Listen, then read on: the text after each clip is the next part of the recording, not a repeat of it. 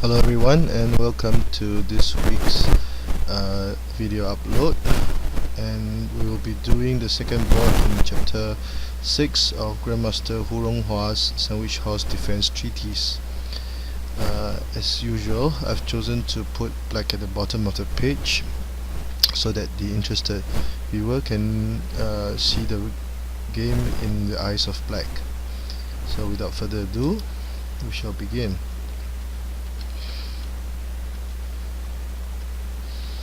So far this has been the opening for the past few chapters, and as mentioned in the previous board in chapter 6, black would choose to develop his left chariot as a ranked chariot very early in the game, and this would be the defining move in the second board of the chapter. Red would utilize would push his pawns on the 3rd and 7th file forward, and the Chinese name for this variation is called 两头蛇 or 双头蛇, which would mean a double-headed snake pawns. So I've chosen to translate it as the double-headed snake pawns in my dictionary, in my lexicon. One of the main motives for doing so would that black's horses would be slowed down a lot in later development. So this would also be the most complicated chapter in the board, and after making this move, black would usually would traverse the board across the palace as planned.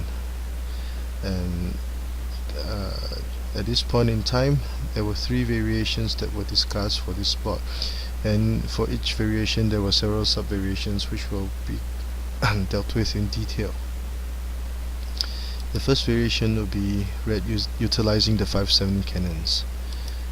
In the second variation, red would choose to move his central cannon away to the pale corner position, and it will be a counter to black's pale corner cannon.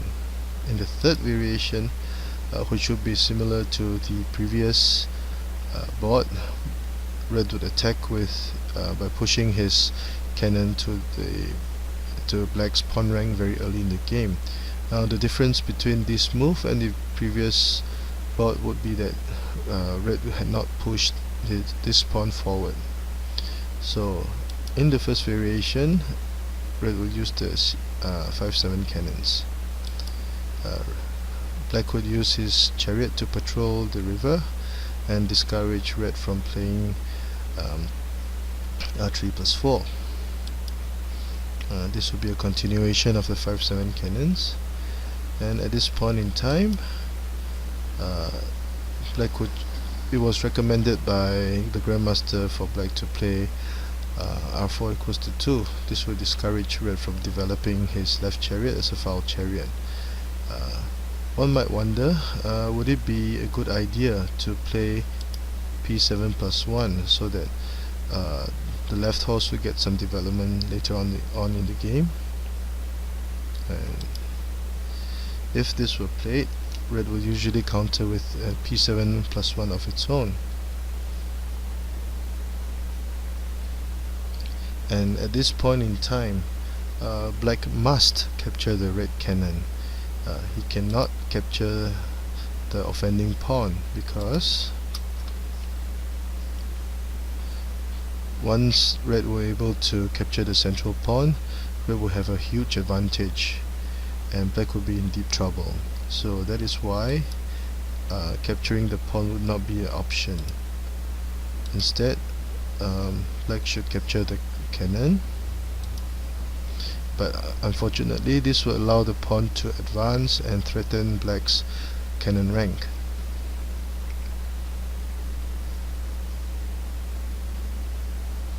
So the material deficit will be raised, and black will have to use up one move to move his chariot to safety.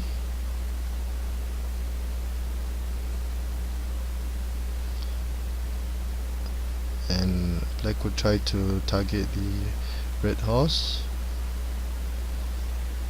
but red will counter with an offer of a trade of material. So at this point in time, red would be considered to have the advantage because he had a cross river pawn that was quite near to the palace, and if black did capture the red horse, the chariot would take revenge and capture the black cannon, and it would be a chariot fork, and the position of the black chariot would not be very ideal and be very susceptible to capture or attacks by red. So red would have a significant advantage at this point in time. That is why developing the pawn, which would seem to be a natural thing to do, would be a mistake in this situation. So as a review, the Grandmaster advocated r4 equals to 2, and since the black chariot and cannon had this file control, red would usually try to develop his other chariot as a rank chariot. At this point in time, one might wonder, since the black chariot was at this position, would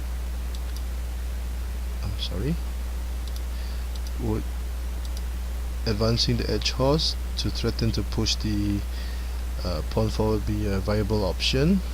Unfortunately, no. And red would not gain much in the exchange. One might wonder if p5 plus 1 to threaten the red horse be viable. No, because red would advance his chariot across the river and be prepared to sacrifice his horse. So, and this would be, and after sacrificing the horse, red would get a headhunter cannon, whereby the central file will be controlled, and black could easily gain back lost material with discovered checks. So that is why p5 plus 1 is not advocated. Instead, e3 plus 5 to strengthen and fortify and to protect the black's cannon rank would be played. But unfortunately, red would not gain much in this exchange and black would be okay. So that is why h9 plus 7 would not be an ideal variation to make. So as red would choose to develop his left chariot as a rank chariot, black would fortify his defenses, red would move his chariot, and at this point in time, once r9 equals to 6 were played, now would be the time for black to try to trade pawns to develop his left horse, because it can be seen most of black's material were on this flank, and red could easily play r2 plus 6 to threaten this horse, which has been mentioned before in my other video tutorials, whereby the horse would be one of the congenital deficiencies in the sandwich horse defense. So if p7 plus 1 were played, red would usually choose to patrol the riverbank with his chariot. But what would happen if red chose to play h3 plus 4 to develop his horse instead? e3 plus 5 were played, and if p7 plus 5 were, if black chose to capture the red pawn, red would be better. So black cannot capture the red pawn in this situation, or black would be in deep trouble. So that is why p7 plus 1 to capture the pawn would not be a good idea. So again, defense and strengthening and consolidating the cannon rank would be a key move to make. And because of the presence of the chariot, the red horse will be able to charge across the river. But unfortunately, black would be able to play r1 equals to 4 to threaten the red horse. So at this point in time, black would have seized the initiative from red. So as can be seen, back to the position, r2 plus 4 will be advocated. Charging the horse to the riverbank will be considered to be too brash, and it will not be a good idea, because there will be many ways for black to counter and target the horse. So after r2 equals to 4, defending the cannon rank, trading chariots, and at this point in time it will be a rather even situation. So this will be the first variation, whereby red would choose to attack with the 5-7 cannons. So in the second variation, as mentioned before, red would choose to move his central cannon away and to the palace corner, which would be a counter to the black cannon. So this would be a very interesting variation in my humble opinion.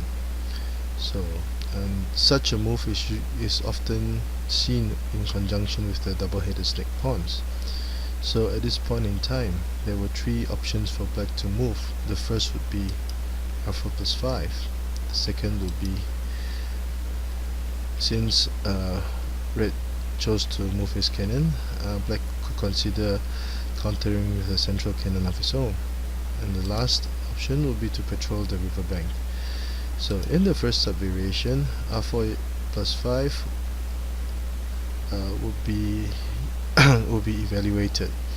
By advancing the chariot across the river, black would be prepared to attack red's left flank. So red would develop his horse as a proper horse, p3 plus 1, and red would have to accept the offer of the black pawn, because if he did not and chose to play c4 plus 1,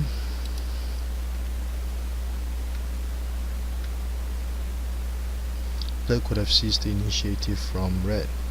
So at this point in time, after charging the horse forward, threatening to capture the black chariot, could black play r4 equals to 5 instead? And this would be a very big mistake, because the horse will be protected on this file, and at this point in time red will be prepared to play p7 plus 1 to charge the pawn across the river. This would cause many problems for black. So that is why p4 plus 1 would not be a very ideal option at this point in time. Instead, p7 plus 1 to accept the offer should be played to keep things simple.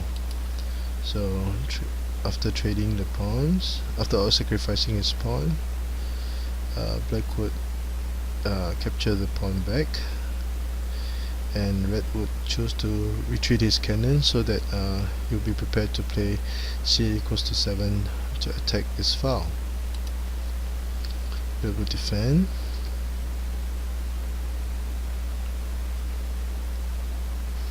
and at this point in time red would have a slight advantage. So as can be seen, a short review, sometimes c5 equals to 4 will be played in conjunction with the snake pawns. So r4 plus 5 would be the first sub-variation. The second one would be c6 equals to 5. So if c6 equals to 5, this would be a change in the original position of both colors. So black started with the central cannon, but ended up with black having the central cannon. And in some cases, black could actually use the sandwich horse defense, but in the book, the Grandmaster advocated the 5-6 cannons to counter. So after charging the central pawn forward, black would continue to develop his horses along the central file, and the red chariot will be finally developed,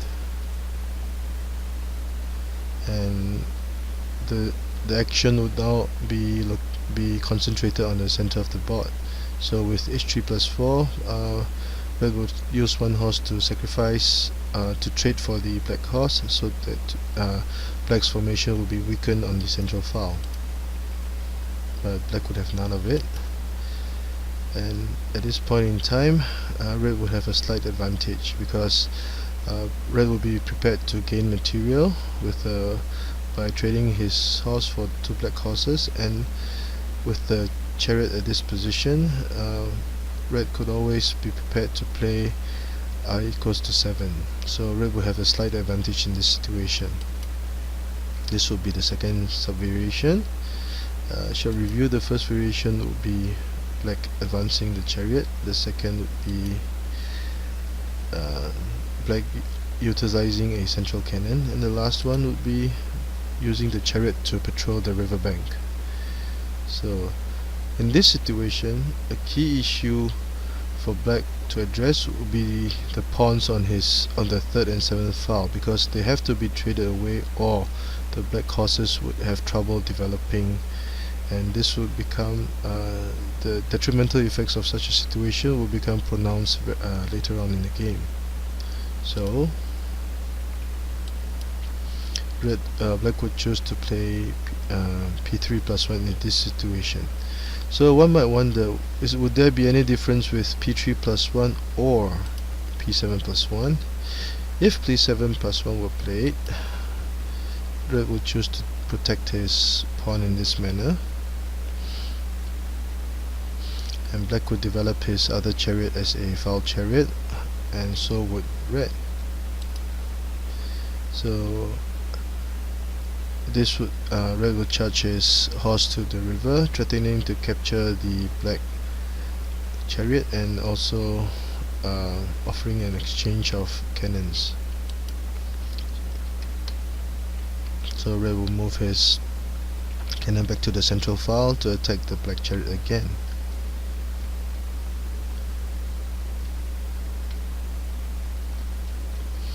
And at this point in time, again, red would have earned a headhunter cannon, and this would be very advantageous for red at this point in time. So there will be many more options for red to continue with, and at this point in time, red would be considered to have a significant advantage.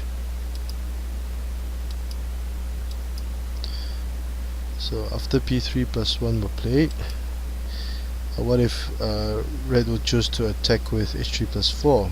Again, would p7, would capturing the pawn be a viable option? Black would capture the pawn, and red would defend. But compared with the original formation, black would have made an extra move. So this would signify again in the initiative. So p7 plus 1 would not be very ideal. So usually red will play h3 plus 4.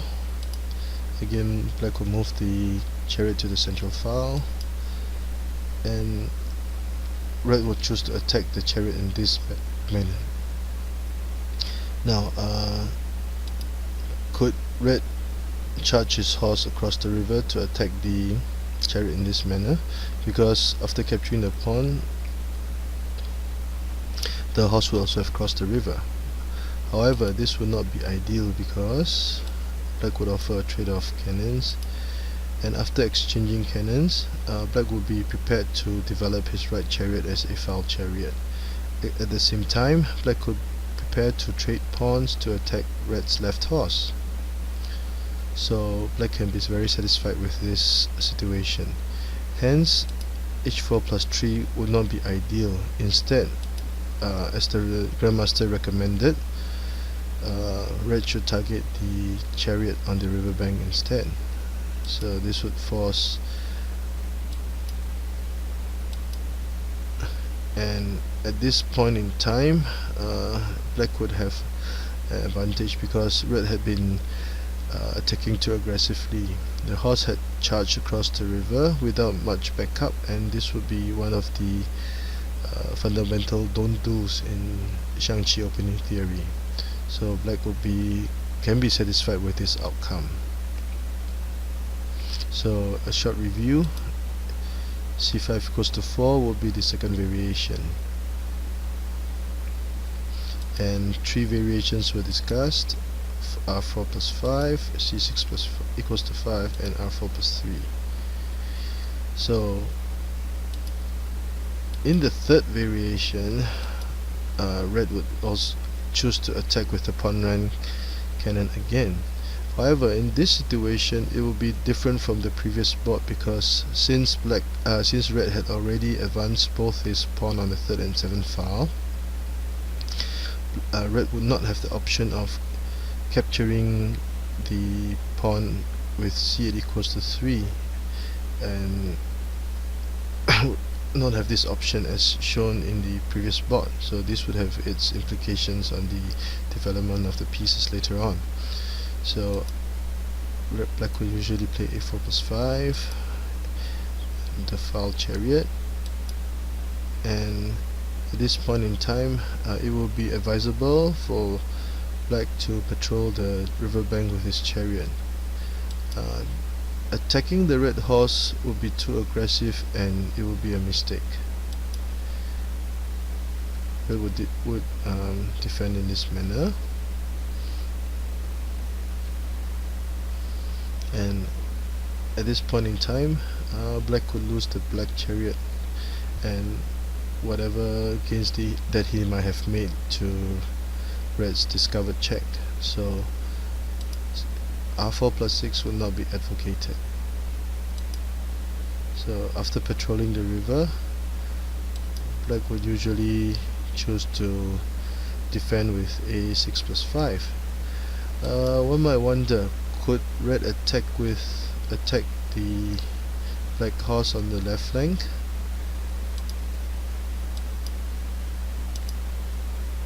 And red will be in deep trouble, because the cannon will be captured, and r2 plus 6 will not be a good idea. What about c8 plus 5 to try to force control of the central file? Black would gladly trade material, and at this point in time, black would counter very aggressively and proactively with c6 equals to 5. So red will retreat his cannon, and this would be a fork by the black chariot to gain material, and black would have a huge advantage at this point in time. Hence, in this situation, it would be better for black to play r4 plus 3, whereby red should defend with one move so that he could solidify his defenses. So red would threaten black would threaten the red cannon,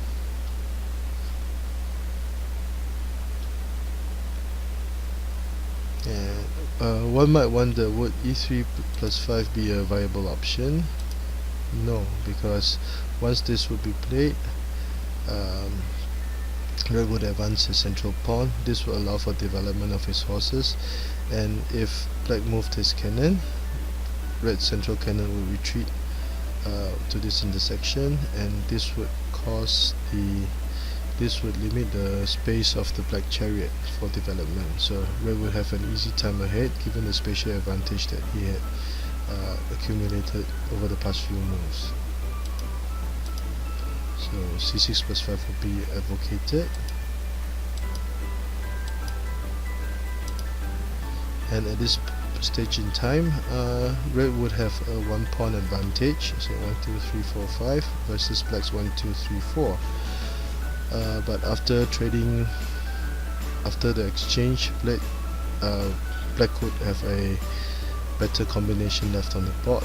So in this example, as can be seen, attacking with c8 plus 4 would not be a good idea, because as mentioned earlier, red had already pushed 2 pawns, so this would disallow the cannon to attack the pawn with c8 equals to 5, as was done in the previous video, in a previous board in the same chapter.